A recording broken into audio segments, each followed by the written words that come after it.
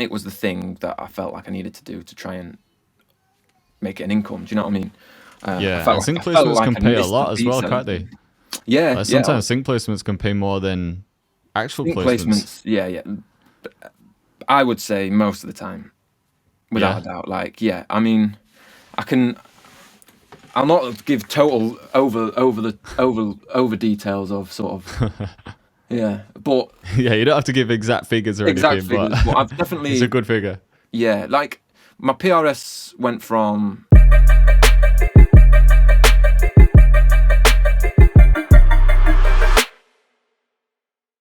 Yo, what's good, people? It's Cactus, and we're back again with episode 28 of Cactus Convos now. In today's episode, I've got a sick producer with me who's produced for some major people like Kevin Gates and K-Coat, but he's also got some huge sync placements with brands like Adidas and EA Sports, which I definitely want to get into. He goes by MNKN. MNKN, what's good, man? Yo, man, how you doing? I'm doing well, man. We finally got this episode going. I know we've been trying to get this recorded for, I don't even know the first time we spoke, but it's been months, hasn't it? Yeah, man. I've just... mainly my fault, I think, though. No. I always change it last minute. No. Of course, it's cool. It's, it's good. It's better that you're too busy to be able to do things. You know what I mean? It's better that you're, like, so busy that you can't just do everything all the time. That's, like, kind of what we work towards getting to, isn't it? Yeah, it's a good position to be in. Obviously, I definitely want to spend more time on the podcast, but it comes to times where I'm like, you know, when you're doing everything yourself, there's only so much you can juggle at once, right? So it's I think crazy. Once I maybe bring someone else on the team, or at least have someone do my videos or something, then I can put a lot more time and effort into the podcast, because I love doing these episodes. Yeah. But I'm saying this, right? Like I'm busy, but you do all of this with, is it one kid that you've got, or have you got two? Like, more than one? You've got two. Yeah, I don't know how that happened. Honestly, I was the most like not kid guy. Like, yeah. And it just kind of, it just happened. It's cool. It's different. That's a mad journey in itself. But life changing, I bet. Yeah. It's fun though, and it teaches you some stuff. It teaches you you've got to have more patience and stuff like that. But it's good. It's good. How do you balance everything though? Because I can't imagine doing what I'm doing now, but then having that huge responsibility as well. Like I could just never imagine it. Yeah. Like, how do you even find time to balance everything? You want to be having kids with someone who's good at it. You know what I mean? It's you want to pick the mate. Like the mum. If you want kids, you need to like definitely be picking some mumsy vibes along the way. If you want to have the kids, but you want to be able to be able to do the career side of things, whatever that might be. Like for us, it's like doing the music thing, YouTube thing, whatever. But if my girlfriend wasn't so sort of like supportive with it and stuff, it would be a lot trickier. If I was in some kind of toxic environment, or I was juggling loads of other things relationship-wise, it would be much trickier. But it's good that you've got that kind of support from her then. From day one, obviously, I've always been like, because I've always done music. I've always been pursuing music for however long. Like I'm 32 now, and I started when I was 13. Oh shit, it's been a long time. So I was like in bands and stuff, and there was ups and downs with that. So it's been very clear for me the whole time that like it's like how it can sound crazy, but it's like on a plane when they tell you to put the mask on yourself before the kid. It's like that. It's like we've got to get this bit right for me to be able to be the best I can be as a parent, 100%. As a partner, as a friend, as a son, as all of that stuff. Like, you know, the only thing is you've got to like be happy and grounded in a place where you can then be the best for everyone else, I think. Yeah, 100%. Because if you were doing something that you had no interest in and you were just miserable, then you know it's gonna be. I can imagine that would be a struggle to raise a kid at that point, because it's like, how do you find the energy then, and where'd you get the happiness from then? You know what I mean? Yeah, and the timing of everything was so. I mean, it almost like was. It's like magic how it kind of lined up, like in comparison to where I was in relation to like financial and making enough money to feel confident enough to like be bringing life into the world that I've got to sustain forever. Yeah, it was, the timing was just right, even though it wasn't planned in any way or anything like that. Yeah. Oh my God, she's coming up.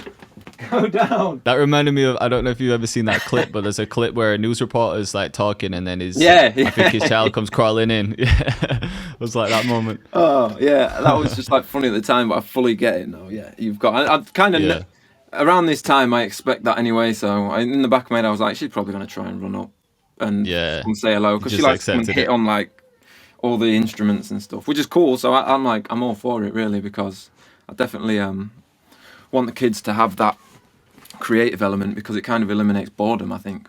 Like definitely, you've always got something to do. If all your friends are busy, then it's like, I'll just make a beat or do a painting or draw something or whatever. 100%. I bet they're gonna love it growing up in the studio. I would have loved to have all that stuff around when I was young. Yeah, I know. Can you imagine? Because I didn't come from a very musical background at all. So me neither. Yeah, it was just man. Dipping my toes in and getting there eventually. But yeah, apparently I was tapping my feet in the womb though, so I think maybe music was always going to be the thing. Yeah, of course. Well, first things first, I want to ask you how you got the K Coke placement, because his music played a big part in like my teenage years. Because when his mixtapes hit the streets, like everyone just went crazy for them, and it just had such a big impact on like everyone around me. Yeah. So I want you to talk about that, like how that connection happened. So it's been like, generally it's been like a snowball of attention. Like I say snowball, it's not like some huge thing at the end of it. Like I'm still like building, and I think the age that I'm at is I'm not old, but I'm at definitely at a different point, and I kind of feel even more comfortable here than I did like in my 20s, when a lot of people miss the 20s. I'm like, right, I feel like I'm stepping into a place now where just off the bat, like people are going to listen more and pay more attention when you speak and whatnot. Yeah. Just because there's not much above to look down, you know what I mean? But yeah, got you. It all kind of came on the back of uploading videos of me, just my process and creative process on Instagram, and that's it. That just got all different kinds of attention. And really, the K Coke stuff came because someone saw it on the back of Timbaland posting it, which came on the. Do you know what I mean? So it kind of went in this. Right. Yeah. It started at Timbaland, which is mad. Like, so he reposted your video of you making a beat. Well, the Timbaland thing was a big sort of like turning point on the beat maker side of things, because I was sort of like making beats anyway. I was working with like more local artists, and I'd done some cool stuff over the years. Like anyway, some like near moments where like, oh, this could work, and one day Timbaland I just saw on my Instagram Timbaland had liked and followed me, and I was like, it's crazy, Timbaland OG. But then I like looked and I'm thinking, oh, it's probably a bot. I don't know if you remember when the whole masterclass thing was going on, and there was like adverts of Timbaland's masterclass everywhere. And I think so. Yeah, and I was thinking, oh, maybe this is kind of like to help push to that. So then I DM'd. I was like, oh yeah, big up for the follow, blah blah blah. Got some emojis back, and I was like, yeah, this has got to be a PR thing. So, and then that evolved, and then he called me 2 days later. He like messaged me in the middle of the night saying, can I call you? I've got a question. I'm like, whoa, what? I'm like, yeah. Oh, shit. And he answered the phone and he was like, yo, it's Timbo. I'm like, what is going on? This call's come through from Miami and stuff. That's crazy. So crazy. Like, because I'm in, you'll probably know, I think you're up this sort of side of the world, but where are you based? Doncaster. Right. So yeah, I grew up in Huddersfield, but I live in Manny at the moment. Yeah. Manny for like 10 years. Yeah. But you're still up this side of the country, but Doncaster is some town. I mean, it's just not much happening. Yeah, it's like there's no scene here. There's dribbles now of people trying to do stuff, but there's never been anything like that. So, yeah, for that to have happened was really strange. And then one thing led to another with that. Then he was like supporting what I was doing online, and then I learned so many lessons through it, because like once I knew that his eyes were on what I was doing, I was like really trying to like, and you'll probably get it from when like the YouTube first started really feeling like, oh, this is a thing now. Yeah, that's when the motivation spikes. Yeah, you're like, I need to be doing this like a lot and consistent, blah blah blah. So I was doing that for months and months, and then like I did one and I was rushing it before a meeting at the bank, some stupid, super normal life shit, and I like rushed this video and I was watching it and I was like, I don't think this is right. I don't think this is up to standard. But I'd already done it, and I just thought, you know what, you've got to let it go. I made that. That's me. That's true. Yeah. You know what I mean? Just get it out and keep it moving. So I did that, and then he started like DMing me, fire emojis, send me that. I'm gonna post it. So in my head at that point, I was like, right, all right. So he posted something that you weren't even gonna post. I wasn't even gonna post in the first place. Yeah, I wasn't even gonna post it. So that seems to always be the case. Like the stuff that you hate yourself, everyone else just loves. It's crazy. Yeah, man. And that happened. I remember those stories from before when I was in bands, and like Arctic Monkeys didn't want to put out the first single they did, and that was the one that did it. And like, it's just an endless. That always seems to be the thing. So like, that really taught me to just kind of do my thing. Do you know what I mean? And like, all of that stuff came on like, it wasn't, oh, someone knows Timbaland and do you want me to show him your stuff? It was like really like me doing my thing. That spoke for itself. That stepped up and up and up and up in like, in that sense. Do you know what I mean? And then that gave me a whole bunch of followers, because I was kind of like, I knew that my content was of a good standard. And like, it looked good, and it was edited in a way that like wasn't just what everyone was doing. So that little boost of followers kind of made me feel like, right, at least now when people are coming to check me, they're seeing like what I at least think, something that's more accurate to where I should be or whatever. And it's all that overthinking shit. It kind of don't matter when you want to. All the creatives, we wish that we weren't thinking about that, but unfortunately, that's where sort of like the world is, and it is kind of how it works, right? Yeah, and you've just got to sort of embrace it, I think, or no point crying over it. But yeah, and then I ended up flying to LA because it was all happening while I was like, my first kid was like still in the oven, you know what I mean, still cooking. So I couldn't just get up and go. So I had to like wait, keep in touch, networking then with his team a little bit, and like kind of figuring out what's going on. Because in my head, I'm like, what is all this like attention? Like, what? Why is he even chatting? So then I've got a friend out in LA, and I'd been and stayed with him before, so I went out there, and and I was like messaging sort of Timbaland's manager and stuff like on email, and I was like, I'm coming out to LA. If there's any way that we can connect and chat or whatever, that'd be cool. And he was like, yeah, definitely, we'll connect. So I'm thinking nothing was set in stone, but I'm thinking I'm going anyway. Whatever. I'm going to be in LA for a week. That's it. And and then I got off the plane, still not really heard anything. And by the time I got to my friends and the internet had all caught up with itself, I had an email saying, yeah, can you get to the studio tonight? So I'm like, yes, I'm tired, but yeah, let's go. Well, that's why I'm here. So yeah, and then I went through, and it was just mad. Just like did 2 nights in the studio with Timbaland, just a lot of just GMs really, and just like, I don't know, it was just a nice moment for like so much hard work going into stuff to find yourself in this room in like some big studio in Hollywood. Everything's made of mahogany. Michael Jackson's gloves in a thing. Do you know what I mean? Like, oh, that's crazy. Yeah. So, and they just done like the Jesus is King Kanye album. So like they were like #1 at the time. So I'm like, just in a, it was just a really mind blown by everything. Yeah, it was just right? like yeah, exactly. And so I know that's a long-winded way to get to sort of like the K-Cokes. Don't worry, we need it. But it's relevant because it's without all of that, the eyes don't come this way. And then like it came after the Kevin Gates track, which came through one of Timbaland's A&Rs, because obviously like now I'm sure you'll have seen bits and bobs, but there's this whole B Club thing, and which is the new platform that they're building.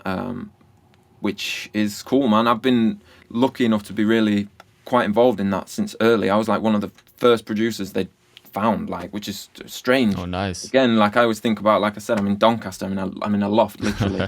Like, so it's really weird to me because I'm a really like realist when it comes Doncaster to cooking up with Timbaland in LA. I mean, I didn't put any music out with Timbaland. It was fun, and like he was like playing samples, and I was like working on. What was that session like then? What like did you make much music together? Was it more like talking, like connecting, no, it was a bit like, of both? Or? So I literally, the guy, I buzzed on the thing. Bearing in mind, like I'm like all of a sudden I'm in a taxi in LA, getting like in an Uber to Hollywood to go into this studio, and I'm like, this is mad. And I've like buzzed, and they've like gone, who's it for? And I'm like, Timbaland, I think Timbaland. Do you know what I mean? And then they're like, buzz me in. And then he's like, he's through that door. So I'll go through the door, and there he's just sat there, and I'm like, you're right. And he's kind of like looked up from his phone, and like, I bet it was hard not to be starstruck, right? Like you're trying to keep it cool and just like be human. Yeah, because as well, it's like something that built up. Just all these incremental little steps, like the follow, the phone call, the share, the conversations, do you know what I mean? So yeah, and not knowing what it was all about, like not knowing why he was like engaging more than once, and it was quite, do you know what I mean? yeah. So it was a interesting time for me, but it was inspiring and stuff. But yeah, but one of the people there was one of his A&Rs now, and we was chatting. I was playing beats and stuff like that. And like I say, we was chatting. He was playing samples. I had my push. I used Ableton mainly. I think used bits of other stuff, but I used Ableton, and I used the push sometimes to just jam it out and whatever. But I brought that with me because I know that was kind of like the thing that I was doing. Yeah. So it was just a vibe, really. I was just like playing along with samples, little like ideas as they was coming, and yeah, no, it was just good. And then they was like, "Oh, we've got a session tomorrow. You come through again." And I'm like, "Yeah, I'm obviously, yeah, of course I'm going to do that."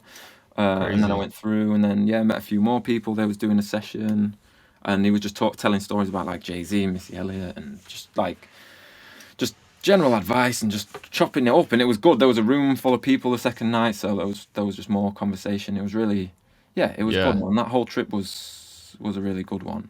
And then from there, those are those moments that would just inspire you like crazy. Like even if you didn't end up making music that time, I bet it would have been sick enough to just be in that studio, like just being a fly on the wall and just hearing the stories. It's almost better that we didn't make music, because it would have just been like any other session, in the sense of how many sessions have you been in where you're making beats and it's like, oh yeah, great, the beats never do anything.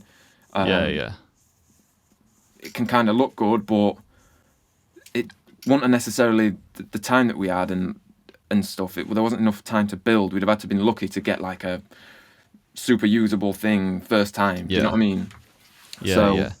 Like you said, that relationship building could be more important than the actual beat making process as well, can't it? Yeah, that's it. And I mean, like, it's led to just good stuff, and getting to know his team and what they're doing at Beat Club, and just doing, I've helped them out with stuff where they've needed like feedback, and they've hooked me up with some like plugins and stuff when they've had opportunities. So it's been a really nice sort of good relationship that I've had over there. And one of the A&Rs in particular, Eric, I met on the night, and he was like, "Oh, send me packs when you're back in England. Send me packs." So I'm sending him beat packs, and that led to the Kevin Gates placement, which was like the start of my pandemic. It was like the world's crumbling, and then all of a sudden I've got this like huge placement. It's like not like a life changer, but it's enough to then. That's another. Kevin Gates is huge though, man. I'd be gassed with that placement. Mate, that was so exciting.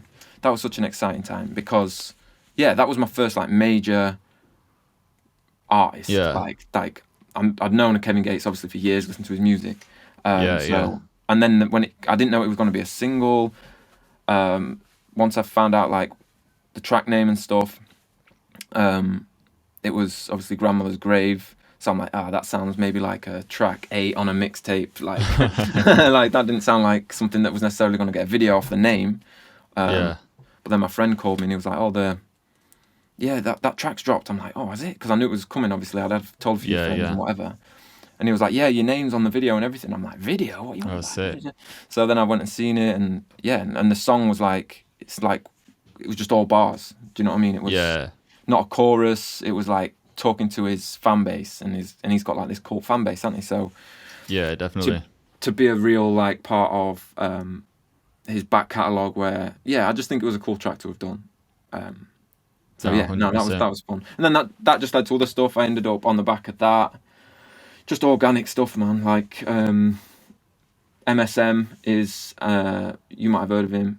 He's like, I've had a relationship with him for a while as well, just because it just kind of happened. Again, like 6 years ago, me and someone who I used to work with a lot connected with him through an artist we were working with. Then we stayed in touch. He's seen me on a vulnerable night as well one time when I had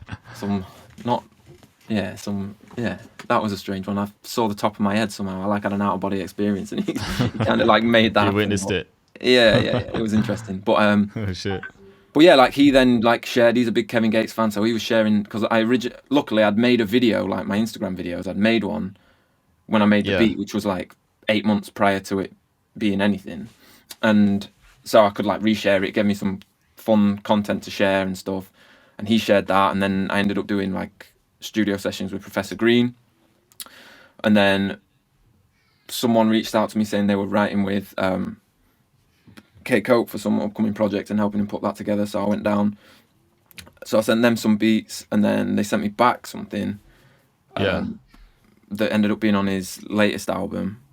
So then eventually, once kind of COVID was not so bad, I went down, did some sessions. That was cool to get out and get in the session, meet, and you know, he's like a legend, big OG in the UK. Yeah, of course. Rap thing, big, yeah. So again, they were all just like good self affirmation moments. Do you know what I mean? Like it was like, all right, like these aren't favors at this point. This is the work speaking. This is my decisions to put things out and put myself out is like paying off, at least to a point where if it was all to stop, I could look at it and go, I got somewhere. You know, I got somewhere with it. Gosh, yeah. Made it all worth it. Yeah, but then, you know, because of COVID, there was less that could be done. I couldn't just jump on a plane to LA. Still can't. Yeah. Without a mess about. And yeah, you can. I know you can, but I can't. But it's trickier for some. Yeah. And you've got kids, right? So it's like you can't just pack your bags and leave whenever. No, I mean, I sort of could, but that's because I've made the right decision in who I was having the children with. Like, she gets it. She knows, and especially since she's seen it like work out, and like she's seen it go from sort of me trying different stuff and to something working. Did she always believe in you? You know, before any big placements? Yeah, because she like, I knew her from around. She knew I was in bands. She knew I've always done music. Yeah. And it's always been, you know, my music's always been of a standard. I'm like, there's always been like hope in it. Yeah. And like, yeah, that's why I've always sort of kept it going. But for a long time, I didn't move out until I was like 27, 28, because I would rather not get the job, go on the lads' holidays. It was like, it wasn't like dodging a job. It was just because I knew that the more time I spent doing the music thing, and I found ways to do it. Like I did uni, but just did it locally. I kind of just did it for the sort of free money that I'm now paying back. But at the time, it was useful, and I'd like use that. And around that time, I had like a rehearsal studio, recording studio, and stuff like that. And then that's how I got into, like, I met some people who were like doing grime and MCing for bassline and stuff like that. And then that's how I got into like making more rap than it was guitar music, which I was doing initially, just because I've always loved rap music, but there was just no outlet for it. There was no one around me that rapped. I didn't understand how it worked or anything. So how did you transition from being in bands to making, because you make a bit of everything now, don't you? But you obviously make a lot of rap. You've done a bit of grind, like trap, like how did you make that transition? Again, it was just a friend. Me and my friend used to sit in my studio till the late hours, like whatever, ordering pizza and doing stuff. And he was always showing me like grime and UK rap and stuff.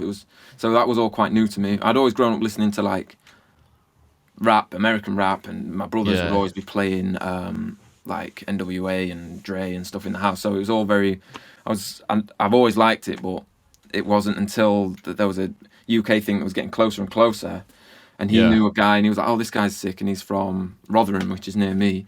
So then he come down, and then he brought a friend down, and then I worked with them for a bit, and then eventually found a way to make the stuff sound kind of right, because it was always in time and things like that, because I was doing music, so I got that, but it was like, sound selection's everything, isn't it? Of course, yeah. So it was understanding the nuances of genres and things like that, and then that attracted some more artists from Sheffield, which is a bigger city. There was kind of more going on doing that, and then it just kept spreading like that, really. And then that was what I did, and eventually it just transitioned across. I left the rehearsal studio and left the band thing. Kind of was that just because you didn't have the time to do everything, or you just found more enjoyment with evolved? It just evolved, I think, and more enjoyment started coming from this, because I've always enjoyed the studio bit, the building the song, and stuff like that. That I've always found that to be more for me than the live side. Like, it's a lot of traveling, and traveling's fine if it's for a reason, but after a while, when you've been doing it, you're just like kind of just in a van. Yeah, a lot of people have told me that who have been in bands. They say like people think it sounds good, the idea of traveling, but the reality is there's like 5 guys sweating out in a van for a week. And you're like carrying your own gear. You're carrying Yeah. like drum kits in and set up, packing down, killing time. Yeah. It's not. I couldn't go back and do it now. Yeah, 100%. Well, how long were you in a band for? And like, did you do like, how much were you actually traveling? We did loads of gigs. I was a kid, so it was like doing like, it was like basically like kid rock music really. And then that kind of, as we grew up and started to introduce slightly more teenager type stuff. So it was, and we just did loads of gigs. Yeah. And we had like, we was always just doing under 18s kind of stuff and doing it on like a Sunday afternoon where nothing else was going on. So we was able to like pull together some good gigs, and there was a lot of learning in that. And yeah, I was doing. It was a good experience at the time, though. Oh yeah, like, just to say you've done it. Yeah, it was everything at the time. We kind of got half close to some stuff. Like we got a good management deal. With the people that they like founded End-Up, so it was kind of like, and so we was kind of crazy. Yeah, and then that was good. I learned a lot doing that. That was the first time we was like put in with producers, and we was like, I was introduced to the idea of working with writers and things like that. And do you still have a manager now, or was that just for the band? No. I'd need, the manager would need to bring something serious to the table at this point, because I did actually see you post something about a manager. I don't know if it was on your story or just a regular post, but I think you were talking about that, like the fact that you'd have to give up 20%.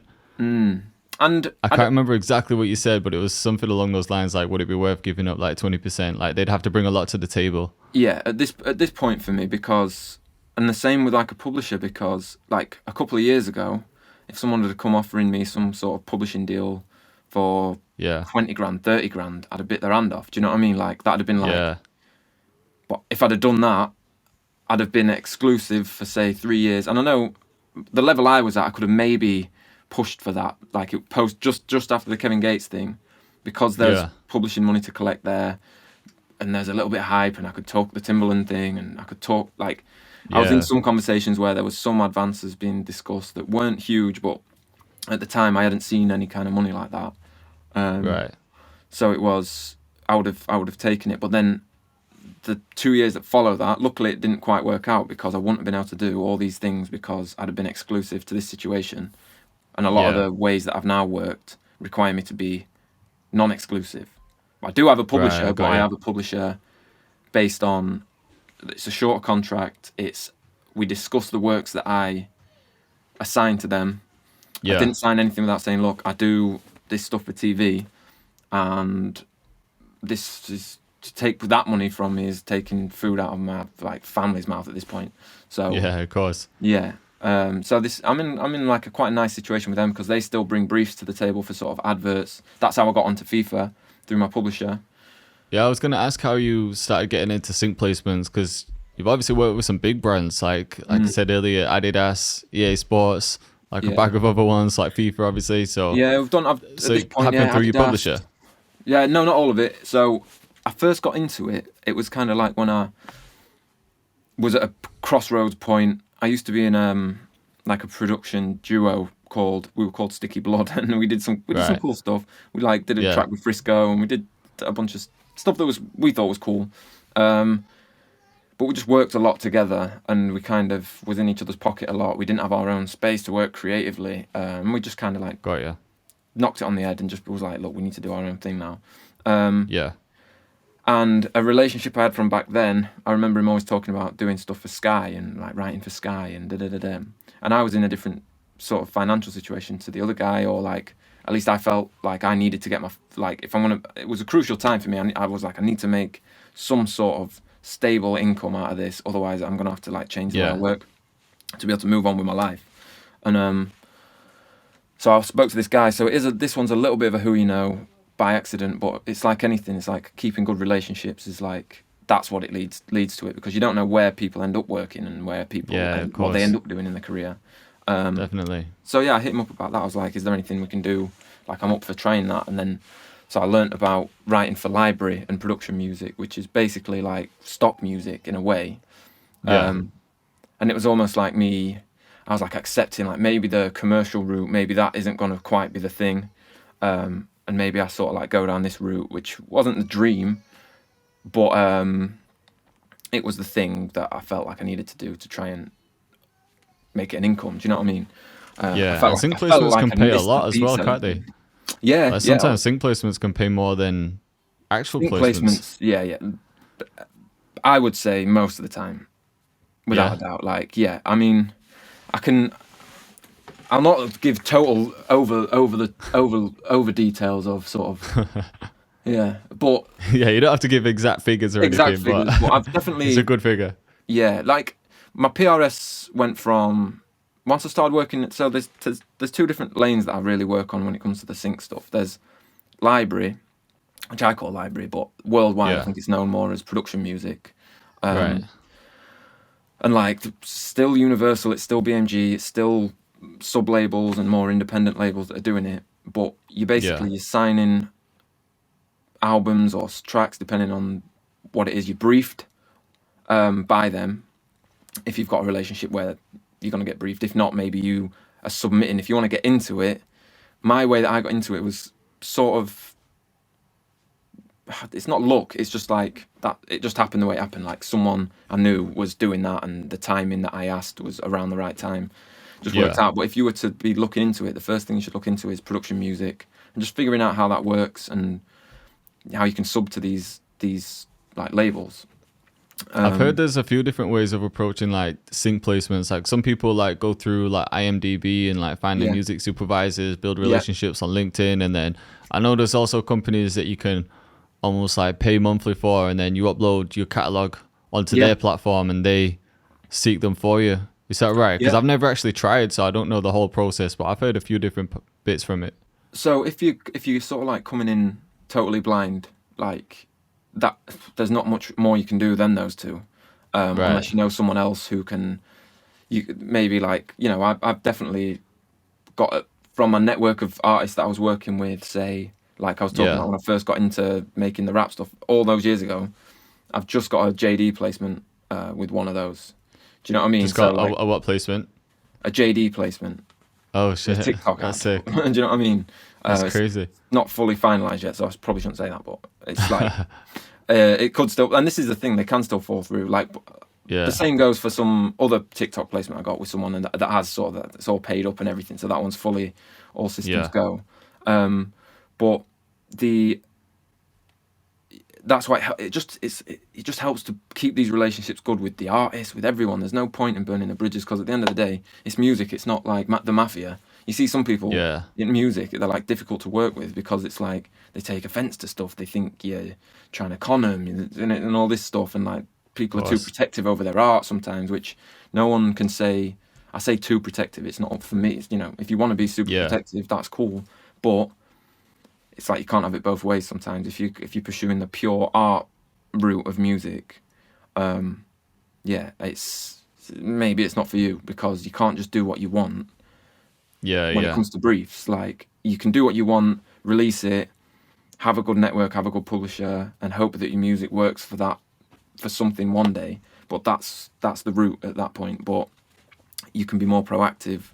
Like I say, you could submit, you could contact them, reach out direct if you were just an artist that's wanting to get into it, which more and more people are now. The conversation is definitely a lot louder now than it was. Sync is a bit of a buzzword in the music producer community now. Do you think it's slept on still? Or do you think... I think it's slept on because it's not as glamorous as like getting placements. But there's people who like have big placements, like Drake placements, that whatever the money that they've made off those Drake placements probably won't be as much as can be made from the first license of a sync. And this is the other thing I learned is like relicensing.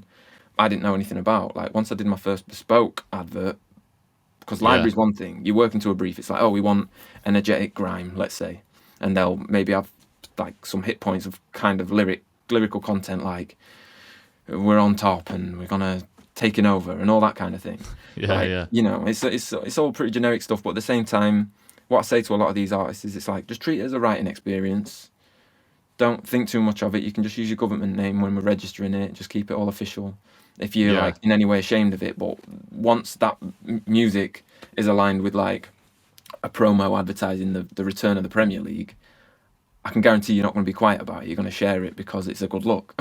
Yeah, of course. And that's how it seems to be. Like, and you know, I know that a lot of these artists have seen boosts in their income just through doing it, but it isn't like a guaranteed.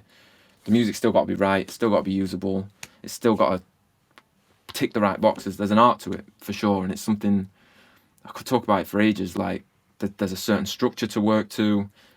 Like, and it wavers, but you're better off like, you know, like an intro, a first sort of drop, verse, whatever you want to call it, then a breakdown and a build to a bigger version of the first bit with maybe another vocal layer or something. And like, you want to be like adding in edit points. You want to be doing definite things like whether it's tape stops or like reverses or a bit where you like filter the bass out and then bring it back in. The more of that stuff that you can do when creating. How detailed are the briefs that they give you? Like, are they telling you like, oh, we want a tape stop at this point? Or like, are they actually telling you what they want in it? Or are they just saying, oh, we want something like emotional and this length? And for the most part, no. It's like they tend to be shorter tracks in general. Like, they don't need to. Well, I mean, every track's short now. When I first got into it, it was like, oh, they don't need to be 3.5 minutes, but nothing needs to be 3.5 minutes now. Like, But it's like between 2.5 minutes is kind of like the ideal length for a track.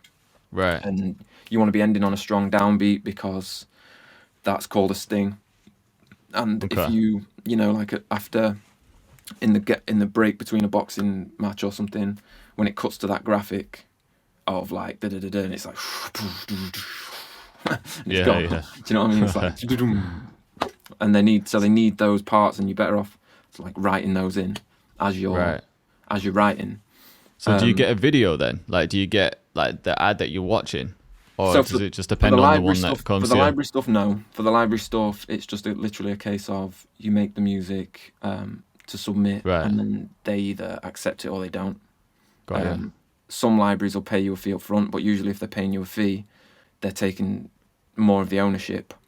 There's certain things like most of the time you're keeping 50% on the publishing, which is your PRS. So say you and another producer had something accepted for library, and they might pay a few £100 up front, but then they might take 50% of the mechanicals, which is so if someone comes and pays a direct fee for use, they take 50% of that.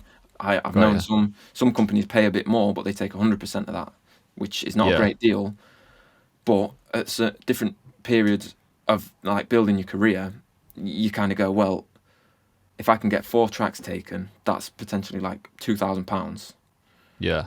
I lose my ownership there, but if it gets used, I get paid again.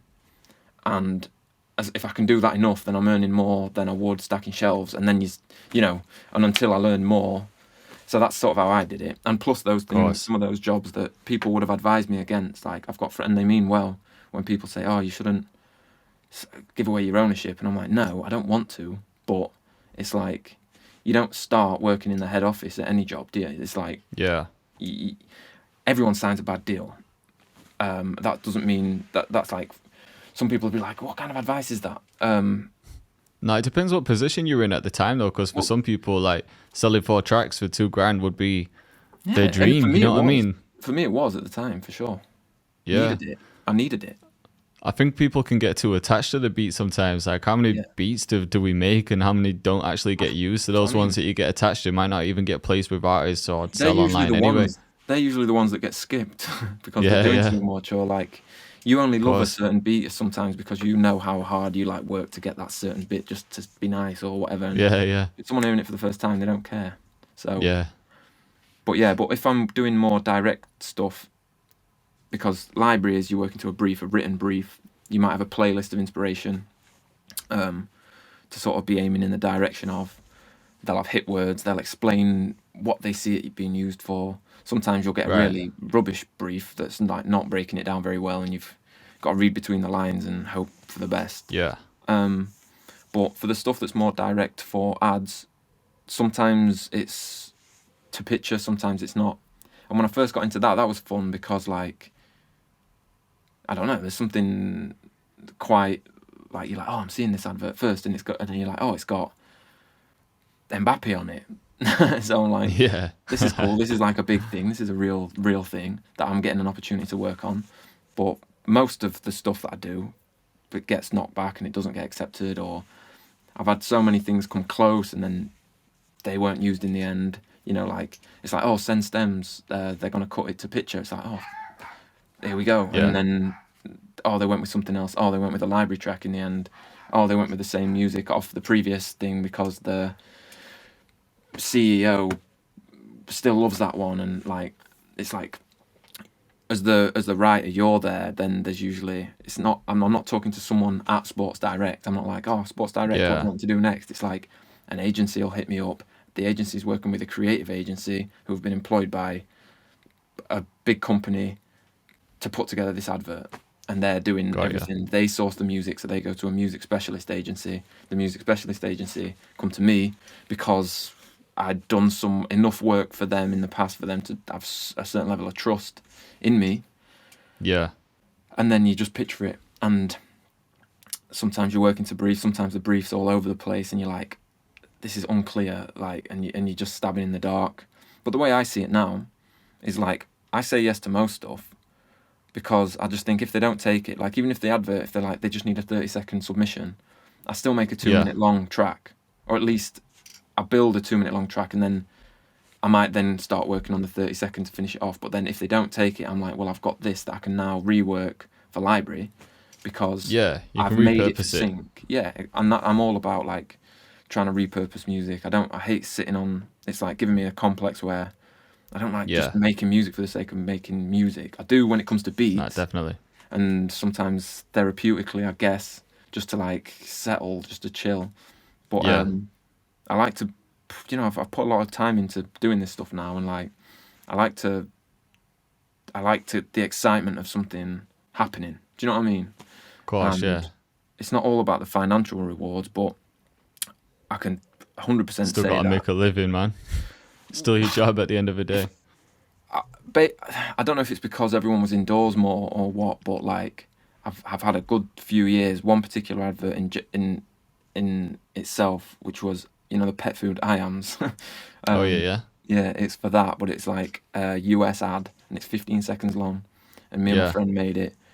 I can't tell you the number that we made because he won't like that, and it is a bit mad. It might, you know, it's a mad one, but that was the most money by a mile that I've made from music.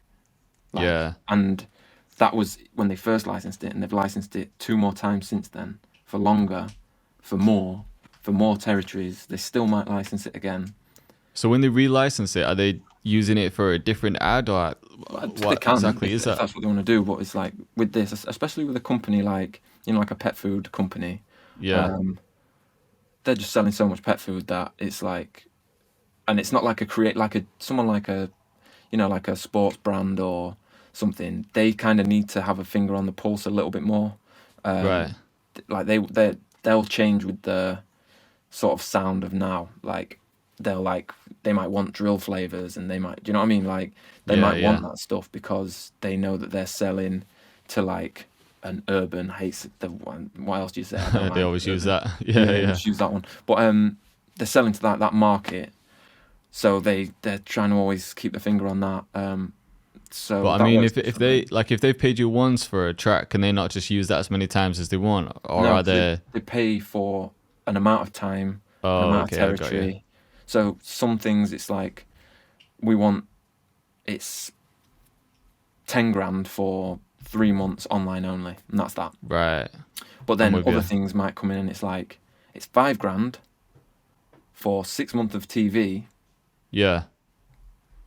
And then ones like you're like, oh, like someone who's maybe naive to it might be like, oh, I got more than that for this, that, and other, but you don't get the back end. Whereas the TV one, then your PRS comes up. Your PRS might be 5 grand more. Do you know what I mean? Or or whatever. And certain territories don't pay PRS, like America don't pay PRS. That's why the pet food one, because it's US and Canada, that's where that's being used. For now, they might take it worldwide. They've still got the options on the table, but because they don't pay back end, you get a bigger licensing fee. And then can you not collect that through like American performance it just doesn't. collection They agencies just don't do it like that. It just doesn't pay out. That's Oh, really? yeah. Okay. It's not that I can't collect it. It's that Yeah. they don't collect on. Just doesn't happen. No, and I mean, I'm saying that like with my chest, but like I know that in my instances it done. There might be, maybe it's different if it's on a show. I really don't know, because I've never really, other than library music, which it's just they get micro uses a lot of the time. You know, like they'll be used on really little things. You might make 30p there, 10p there, £3 there, and it adds up. Over, like, it might be used a little bit over there, a little bit over there. That's all over the place, but the stuff that you've made specific for an advert, it's a bit more trackable. And yeah, I know that I just get a bigger fee from America. If it's being used in America, I know the fees tend to just be bigger. Reaching a wider audience, though, aren't they? Yeah. But then most of Europe and stuff, they that sort of pays, and it just takes longer to come through. But once you've kind of got it moving, the fact that it takes longer to come through is almost a good thing, because you're like, oh, that's there, but I know that's coming, so I can keep working, stay motivated. I know something. You never know what it is exactly. It's like putting it aside as a little savings pot. You're not going to spend it that way. I know, but that's sort of how it works. But the fees, honestly, they vary from. I've done jobs for $1,000. I've done jobs for tens of thousands, like, and then they relicense and they're more than the first time round, and you're like, what? I didn't even think. And you don't have to do any work. They're not coming like, oh, we want to relicense it. Can you even bounce? We've already bounced them the stems 6 months ago. And, you know what I mean? So they've got everything. They just need the permission again. That's crazy, man. I feel like producers are definitely sleeping on this, because think what you said earlier about it might not be as glamorous, but depends how you look at it. I think people just want clout, don't they, when they want placements with artists. They want to put it in the bio and just flex with it. But like you said, you can make more money doing placements this way. I feel like people just want to go for what everyone else is going for just because it looks good. Well, I'll definitely say that, like, it's if I had to pick now, I'd have to go with the TV stuff, just because I'd have to, because otherwise I'm like going with, because I've spent so many years trying to do the other way only, and I wasn't even paying the same attention. Like, I'm used to now being able to find ways to make money through making music, and I'm not sat there like working on kids' TV music or anything. It's like, you know, most of the time I'm working on stuff that I quite like. It's made me a better producer as well. It's like there's been times where they want stuff that's kind of like 4 to the floor, sort of like electronica, bonobo type stuff. So then I've been in different sample packs. I've been learning different techniques, and then when it comes to making, and stepping outside your comfort zone. Yeah, but then when I'm making a trap beat, I'm like, oh, that sound I used there could actually make this be a bit different, or that technique, the way I did that before.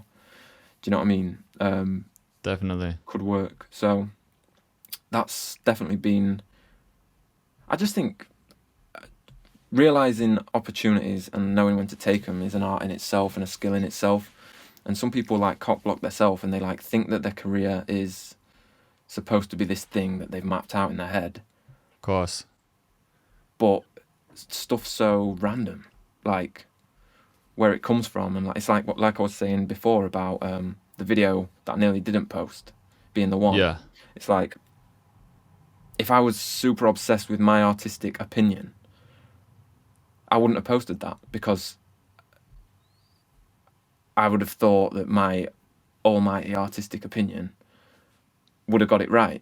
Do you know what I mean? And I've been wrong enough times in this music thing, like, and stuff I've thought was going to work didn't work. Stuff that I didn't think was going to work did work. And if that's happening and you're not actually taking the lesson from it, then I don't know. Yeah. I mean, but, you can never predict like what exactly is going to happen in your career as well, because depending on who you meet, what you put out there, who you work with, like just everything, like different opportunities just come from places that you wouldn't have even thought about. You know what I mean? So it's just one of those things you can never predict. Like you, for example, you probably didn't expect to be doing sync placements, but then because you've worked with one person or you met this other person, an opportunity came up, and then it just opens up a whole new world, which can be crazy.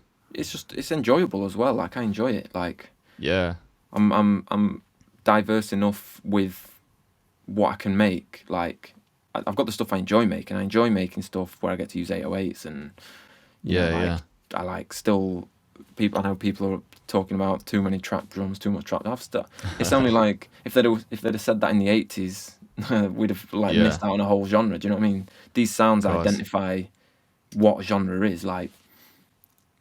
And it's only producers that are saying that stuff anyway. It's never just average listeners. They don't give a like shit. That can be a whole nother conversation, just talking about toxic producers. I always speak up about it, but I mean, you'll get it. You'll probably get it from a whole different perspective, because now you're sort of in a position where you're like a resource now for producers, and there'll be people who think that you're not. Oh, I don't like that. Or like, oh, he's not doing that right. Or do you know what I mean? You're gonna always get that. And that sort of comes with success, especially like public success. Like what you're doing is like a really public thing. It's all about like video and showing what you're doing. So it's quite vulnerable. Yeah, once you're involved in any community like that, like whatever it could be, like ours is production, but I know people that are into running, and people in like the running community, they criticize each other's runs and times, and just whatever you're involved in, there's always going to be someone that's criticizing and wanting to just say their part, when most of the time it's like, does anyone actually care? Like, does the average listener care about what sounds you've used? Like, they never do. No, it's about if it sounds good, and it's more the creatives that have got the issue, and a lot of it is I know we're probably all guilty of it. I know I'll have been guilty of it. 100%. Especially, I just think as well, I come from like a town, I grew up around piss takers, so like my brain instantly goes to like piss take. I'm like taking the piss out of myself all the time, taking the piss out of everything. So definitely, it's only bad really if you're letting it affect your own stuff, or if you're really being outward and like bitter about it. Like, but I think when you're young and hungry, it's hard to know this stuff. This stuff kind of comes, I think, with time and experience. And when I say young, that's not to patronise young. It's because I don't even necessarily mean age. It's like young in producer years of doing it. Yeah. You know what I mean? And like having ups and downs and realising you need to be humbled sometimes. Yeah. Like we all make mistakes, man. Like it comes from anything. Like even things with like marketing, like we've all been that guy who's been spamming links in people's DMs and then it gets to a point where you realize that doesn't work and it's actually a bad look. Like you just have to go through certain things to learn a lesson from it and grow from it. So we've all been there. But like you said, like it comes from just having experience in what you're doing. Mm-hmm. Yeah. So if there's like new producers out there, or not new producers, but just producers that want to get into sync stuff, where would you say they should start? Like, because you obviously had like certain connections, but for someone that doesn't have those connections, where do you think they should start? Well, my thoughts of it would be to definitely go and like look at the space. Like you can go on Universal Production Music's website and you can type trap beats, or do you know what I mean? Or like whatever. You can go and browse the playlists that they make. They're like they'll like curate playlists, and then because the way it works with production music is, and production music's quite a good way to start, because just to want to step in and just do like ad music. Yeah. If that's all you're interested in, then maybe you go and download some adverts off of YouTube and write to them, and you know, like try and do. You're gonna need to show someone something, to show why you're like good enough that they're even gonna give you the time. So that's all. I feel like starting at production music lets you learn the ropes a little bit, and learn about sort of like just reframe your skills to like work for this medium of like to picture. Even though you're not writing to picture with library, it's letting you understand how the songs are structured, how long they need to be, what the sort of standard is that's there already. And also like really paying attention to adverts. It's like Kanye West Black Skinhead he's probably made so much money off of that. Oh, of course. Because it's just it's so like epic. Perfect ad music. Yeah. It's like perfect, but at the time when it comes out, you're not like, oh, here's Kanye, he's sold out on just making music for adverts now. Do you know what I mean? Yeah, definitely. But things like moments like that start trends, and it's just about being interested in it. It's like anything, like you can't get good at something as a money grab, really, unless maybe it's like buying houses. But even then, you've got to get into it. You can't. It's like you can't make money on Bitcoin. You can't make money on NFTs by just buying them, unless you're just purely waiting for luck. Like if you're just hitting and hoping, then that's one way. But you can't count on that. So you've got to know your shit, and you've got to be interested in it as well. Because if it's something that you're not actually interested in, you'll get burnt out real quick. You'll try your first few, and then you'll have zero motivation. Yeah, and it'd be easy to get demotivated quick with this, because it's not. Again, I kind of got lucky, and maybe this played a role in keeping me at it. But like one of my first things I submitted ended up being used on like the rebranding of all of the Sky Sports channels. They like rebranded it from like Sky Sports 1, Sky Sports 2 to like Sky Sports Football, Sky Sports Tennis, and whatever. And they used it for all of that things for that, yeah. And I only had, regardless of how much work I did on it, because of the splits and because we had a vocalist and it was a co-production, I ended up with like 11.5% on that. But once that paid in, I made like my PRS went from being like 78 quid to being $2,500 that time. So oh shit, it's crazy. So I was like, oh, this is real then. But then after that, my PRS wasn't that high. My next PRS was maybe like 500, and then it was like 800, and then it was 400, and then it was 1,500. And these are like rough numbers, but it's kind of to show you the scale. But it's like a rising scale. Of course. It's like it didn't happen overnight. But you can end up, if you commit time to it, and you can be submitting for stuff and getting stuff away, and starting to understand the way it works, and you can find a way to work it into your sort of like weekly routine, and you actually find an in for it.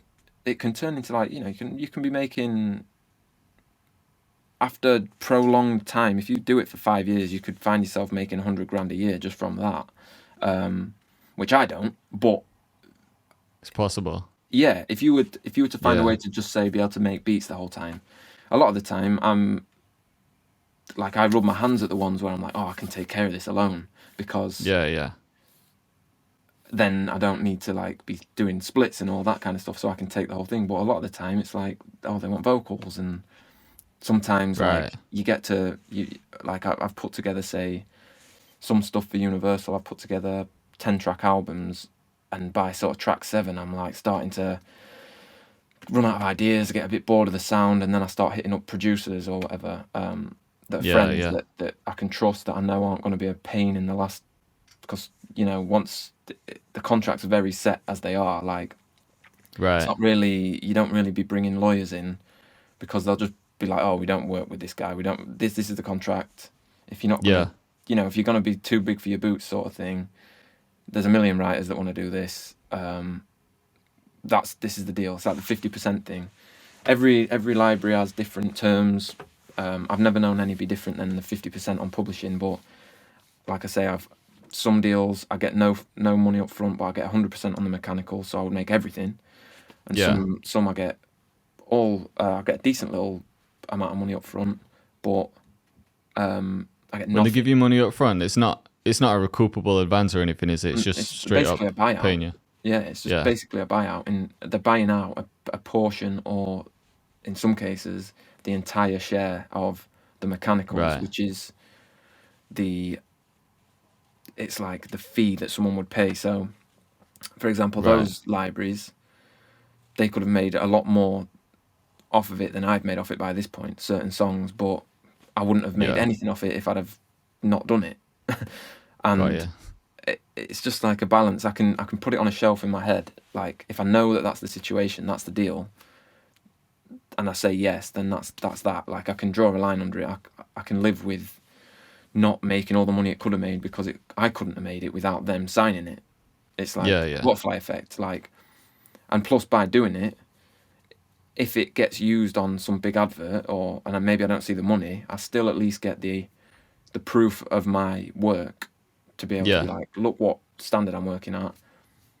And yeah, definitely, it's the credibility on that. So yeah, and there's always like LinkedIn. My LinkedIn game's like weak. I need to up it. There's a few things I need to. I'm at a point right now where like my show reel looks really good.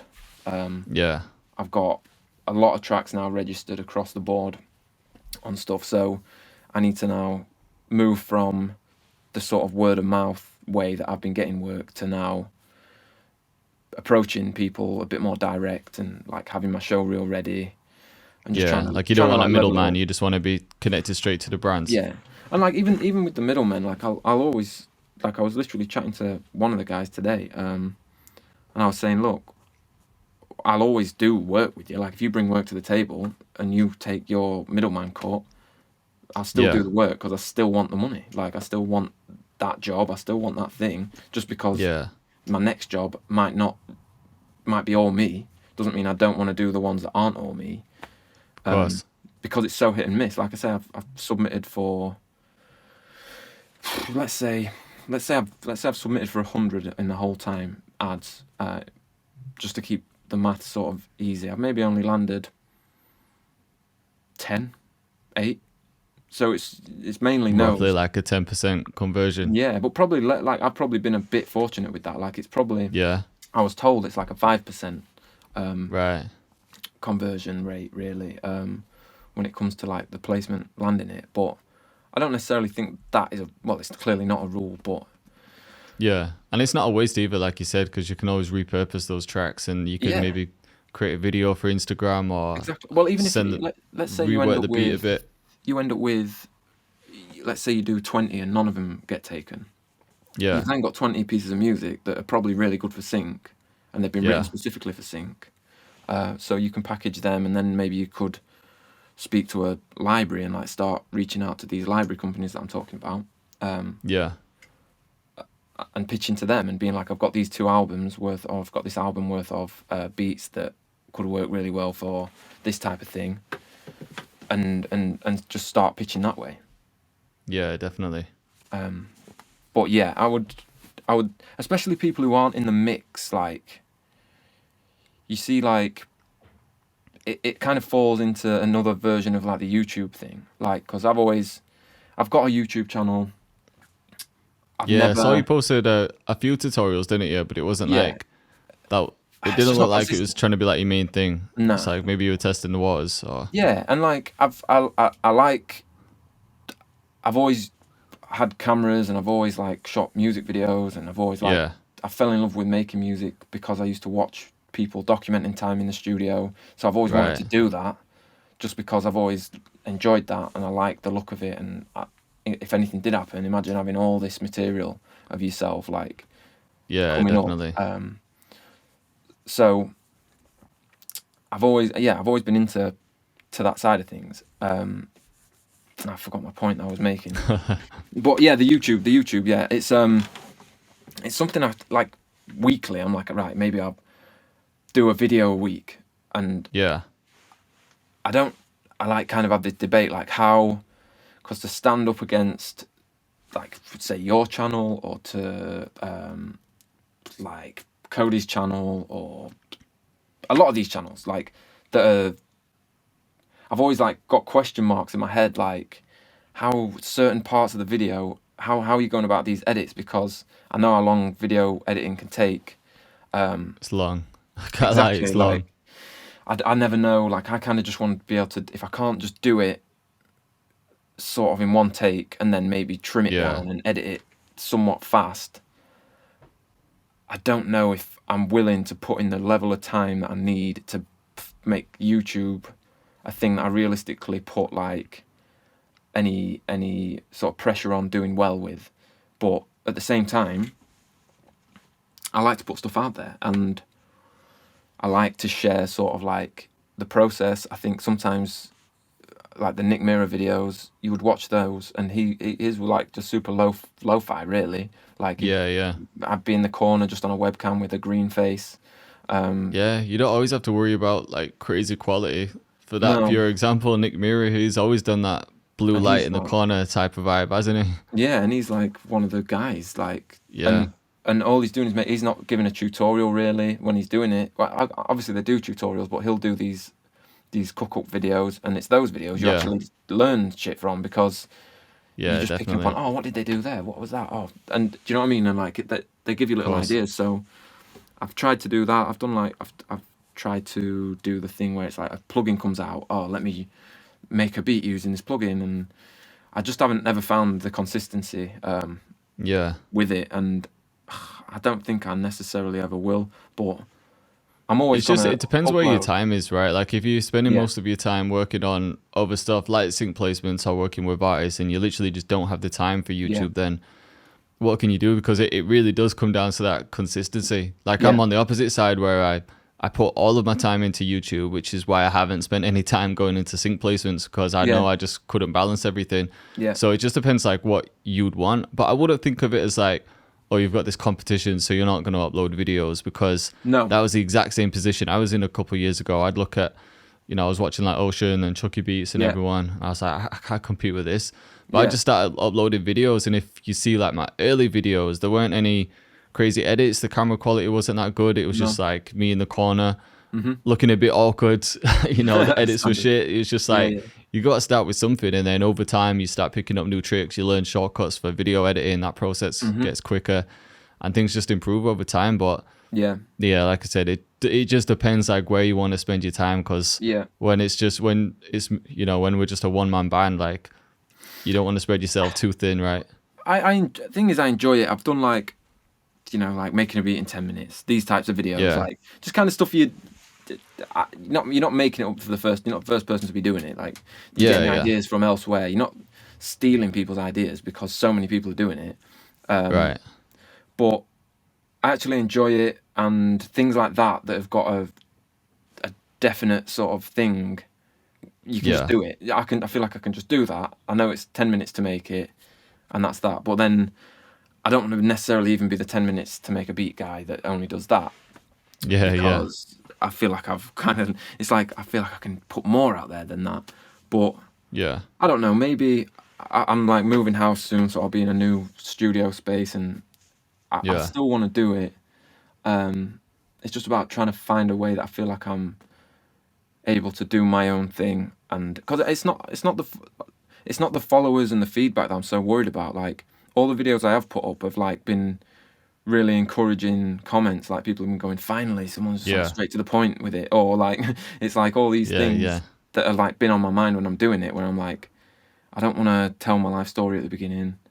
Maybe I'll do a little roundup of what I'm going to do, and then just straight in whatever.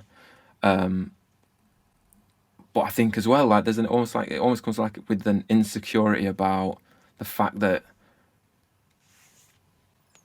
how it sounds. Like you're so used to like this Americanized what is up guys, it's your boy, and I'm just like not able to do it. It's like my spirit can't get that out to play the game. You know what though, I would think about that, because I know it's bullshit as well.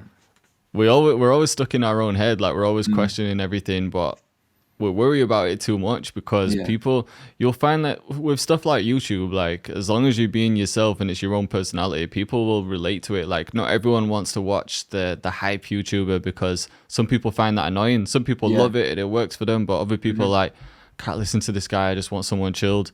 So you just being you would resonate with people. Like you just never know. Like everyone can learn from a different person in a different way, if you know what I mean. Like everyone has their like go-to teacher when it comes to like YouTube and stuff. So it's true. You could be that guy for a lot of people. Like if you didn't want to be hype, then you don't have to be hype. I honestly wouldn't think of it like that. Like I say, I've always been like, it's always been promising sort of feedback. And stuff that if I had more time, I would be more excited to work on. But it is just the time thing. But even as little as just one a week, where maybe I'm like, say, like, I've always thought like maybe I'll just do a thing like, oh, if I was going to make a track for Future, and I could just make a track like I'm making a track for Future. That's all the video needs to be. And then in that video, I might do things that are tutorial-esque. As long as I'm like talking through as I'm doing it, people will pick up on things, and definitely. And then people buy into your character, because I quite like the talking element, like which is why I was like into the idea of doing this. I like the community side of it, because I'm not like even trying to be at like the industry parties really, and I'm not trying to really go that route. It don't bother me. Like I like engaging online. I like building that side of things, but it all boils down to time. And the sync 100%. Stuff is working right now. I guess you got to go with the momentum, right? Like if it's picking up in certain areas, then full force into that. Maybe you'll get to a point where you could like, you might think it's a good, like a wise idea to like invest in having an editor, and then you can just film your process and send it off to someone and do it that way. Yeah, there's definitely things that I need to think about when it comes to that, but I've always thought as well, like the sync thing, maybe I could like open some people's eyes up to that, and like maybe like walk through making a track for that type of thing and different things to consider. I think that would be useful. That's probably a untouched thing on YouTube, you know, because I haven't really seen anyone doing that. Yeah, there's definitely a gap for that. I always think that's the thing about YouTube. Like you need to kind of fill in some type of pocket. Like for me, it was drill tutorials when there wasn't really anyone doing like consistent drill at the time, tutorial wise anyway. But like right now, I maybe I just haven't been looking for it, but I haven't seen anyone doing like consistent sync placement tutorials. No. Maybe that's something that could pop up. You just never know. Yeah, and I guess with that, I've thought about it, but I've never like, because it's different. Yeah. Like the fun thing about making a beat is you can kind of get to somewhere that you're really happy with in like half an hour, Yeah. Where you can start thinking about like the next part of putting the video together. Whereas sometimes the sync thing can be a longer process, so it's not like I can just hit record. Yeah. It's like I'll have to be stopping, starting, and then that's where it sort of gets a little bit off-putting to me. You could do breakdowns though. Like say once you finish the sync placement, you could go back and say, this is what I was thinking at this time, and kind of break it down that way. Yeah, that's not a bad idea. Something like that is way more. Yeah. Because you could do that in like 10 minutes. Yeah, definitely. Yeah, I like that idea. I'm gonna have a think still. I still want to be like contributing to sort of like the beat space, the rap beat stuff as well. Like maybe I can do a bit of both. There's really no rules at the end of the day. Yeah, of course. But yeah, it's something that has sort of like plagued my brain the whole time, because I get it. I like know how to edit. I've been editing for years, and I've got the gear, and I've got the idea. Do you know what I mean? Like, it's not all gear, no idea. Like I've really done videos, and I've like I know that world. It's just the consistency, I think. But a video a week, simple video a week. By the end of a year flies by these days, and you've got 52 videos. And of course, man, that's a lot. Make it a habit as well. Yeah, exactly. Like if you've ever read the book Atomic Habits, it's like that's that same thing. It comes down same with anything, man. As long as you're consistent with it, like even if you're doing that 10-minute video like once a week, like you said, over a year, you'd be surprised at how much the channel could grow. Yeah, and like what opportunities can come from that as well. Yeah, it's there that there's like nearly 500 subscribers for something I've not put any thought into other than put a few videos on. So imagine if you did put thought into it. Exactly. I feel like I could sort of make it work. I don't know. This is like therapy at this point, like YouTube therapy. I know, right? Yeah, you should try. But no, you'd probably be telling me the same thing with sync placements though, because like I don't put any time into it, and like hearing you speak about it's probably opened my eye. Like definitely opened my eye to it as well. So I'm thinking like, shit, I need to put more time into sync placements. But it literally just does come down to how much time you actually have and where you want to spend your energy, right? So we can't do everything.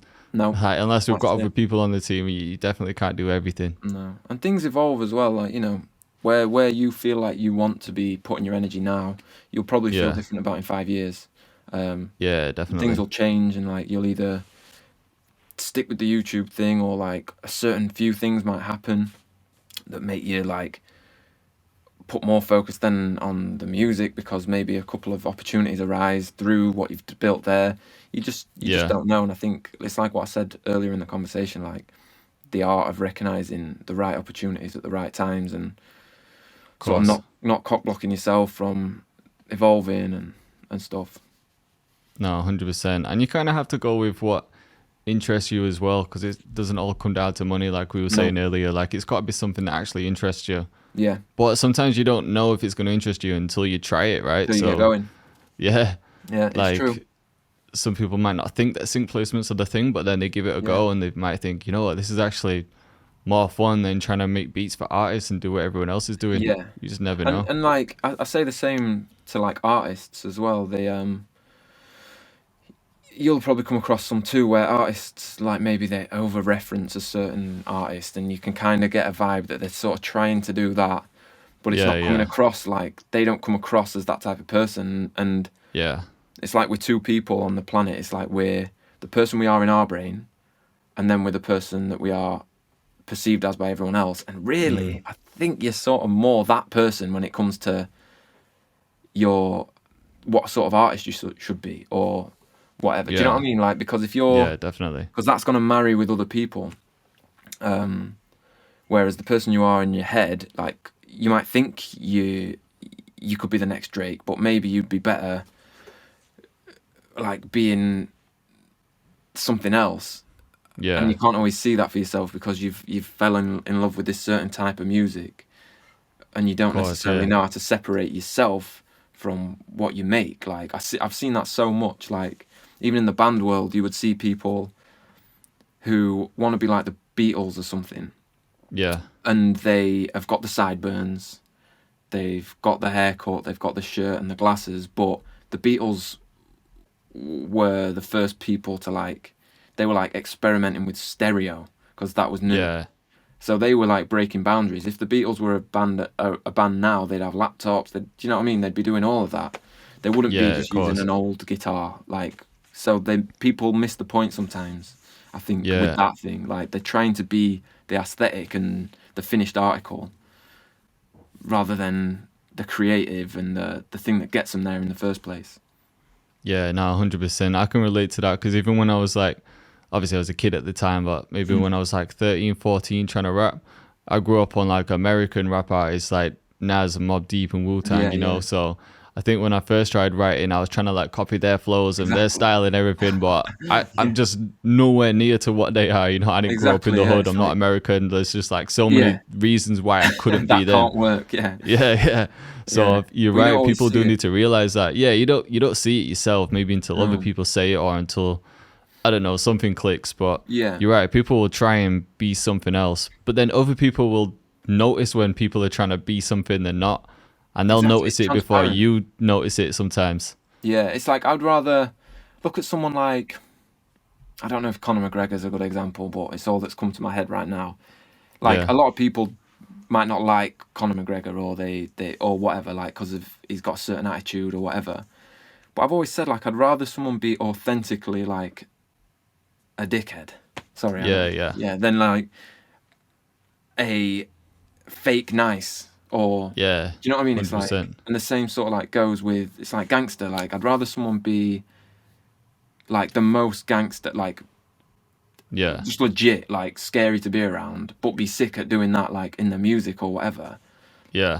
Then and be nothing like that and pretending to be, or because it's transparent, it's that authenticity is what carries through. And like when you see the big artists like your J. Cole's or whoever, like the authenticity is there, like, or in the UK, like, I don't know, it's like Dappy or something, like he's never been trying, like you believe what Dappy's about is what Dappy's about, in the sense of like he presents himself, it all marries together.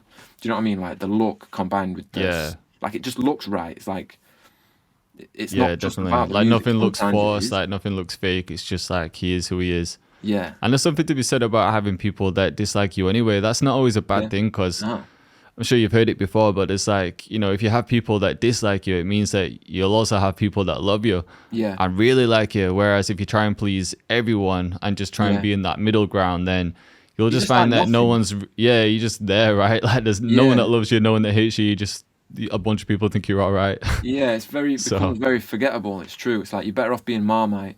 Yeah, you're better off being like, one extreme or the other, if you can, because they're close. The emotion, you hear people talk about it with like relationships, don't you? Like love and hate are very like close in the types of things they can make you do, and they make you feel like, of course, if you're getting passionately angry about something, or if you're passionately talking about how much you dislike something, to someone, that's someone, they'll either agree with you or they might fight your corner, and then they go and listen and they get more into it. And yeah, it's a strange, the balance between those two things is really strange. But you're right, I agree with that wholeheartedly.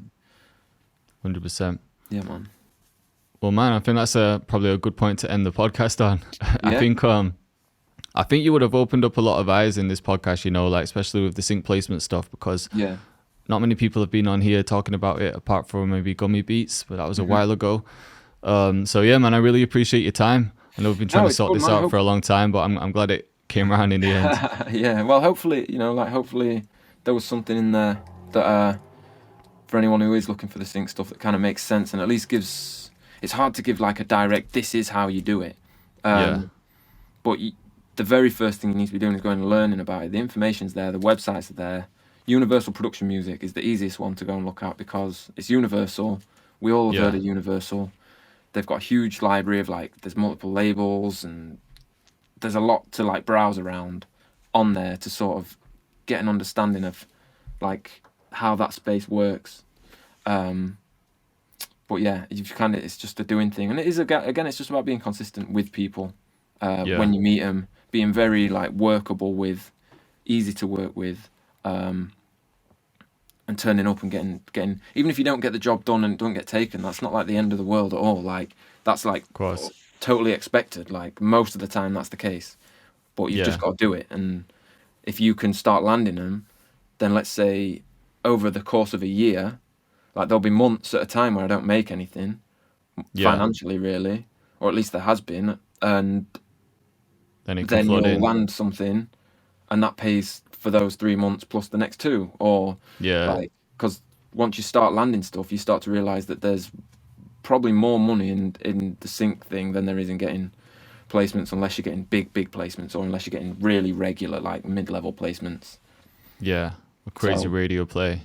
Yeah, and people are wising up to it, so it's definitely worth trying to learn more and more about. There's not that much out there teaching about it.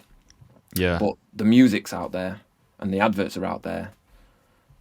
And yeah, so you that's can analyze. That's a good place to start with, right? Just actually analyzing what's already out there. Well, that's how we all got into making beats. You kind of know what to do.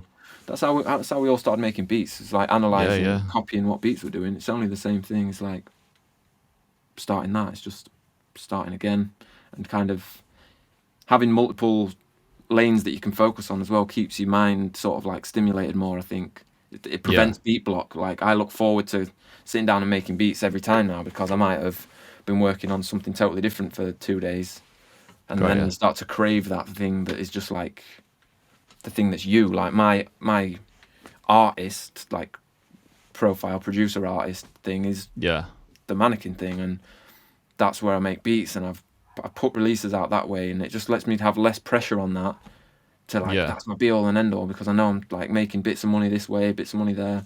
So so I guess you can keep your love for that side of it, right, when you know you're kind of making your money from the other side of it. Because I've seen people selling beats that start doing well, and then they like get burnt out by doing the same thing. So it's good for like focusing in different areas, and when you're bored of that, you can jump to that. And when you're bored of that, you can jump to that. And there's actually a plan and some focus as well, which is important for if you ever get in your own head, start thinking, what am I doing? It's easy done when you're doing music. It's crazy. Of course, we can all relate to that. Yeah, man. But just let everyone know where they can find you as well. And if there's anything else you wanted to kind of share, or if there's any projects that you've got coming, just anything at all before we leave. Yeah, on any like social media, you can find me at MNKN_1ST. So Mannequin the First is what it's meant to mean, but it's MNKN_1ST. I'm always on Instagram. That's kind of like my main place where I'm like connect with people or whatever, and main place I would post stuff and where you can sort of see me doing my thing. As for projects, honestly, like I'm in between projects. When you're sending beats out and stuff, you don't know, like the Kevin Gates thing. I didn't know it was happening until it was happening. Like, it's I've I'm lining up sessions. I want to do like a producer, like a writer camp with people that want to get together and like film some content and get in and write stuff to be able to pitch out to different ideas, to different sort of lanes that we can each sort of do. So that's going to be something that I'm going to be doing. But there's a few things going on, but really it's like day to day. So you'll see more like on my Instagram and stuff of just like what I'm doing, because it kind of just stuff springs up and it's kind of quite sporadic. But yeah, stuff's going on. It's good to hear, man. Yeah, man. Well, yo, once again, I appreciate you, and we'll definitely keep in touch, man. 100%. But yeah, we'll end the podcast there, bro. All right, bro. Much love. Thank you.